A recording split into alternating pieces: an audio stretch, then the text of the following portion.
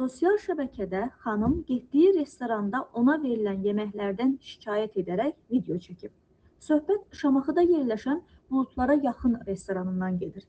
Restoranın administratoru blogerin videosuna cavab olaraq onu təhqir edib. Həmin görüntüləri təqdim edirik. Mən Şamaxıda yerləşən Buludlara yaxın restoranın administratoruyum. Bu yaxınlarda bizim haqqımızda video çəkilmişdi. Bunu kim çəkib xanım deyə bilmirəm, nə deyərəm, müraciət edirəm. Orada yazmışsan ki, kiminlə dans etdiyinin farkında deyilsin.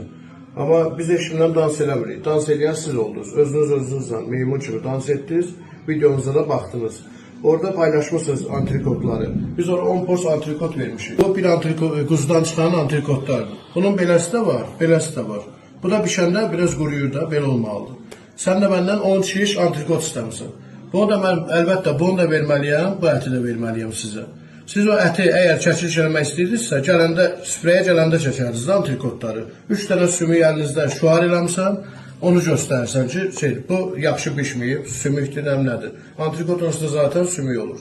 Çox yeri sümükdür. Orada salatları çəkiliş eləmişsiniz ki, salatlar nədir? Bizim salatlarımız çox gözəl, təravətli görsəlir ki, görünüşündən də çox gözəldir, təravətlidir.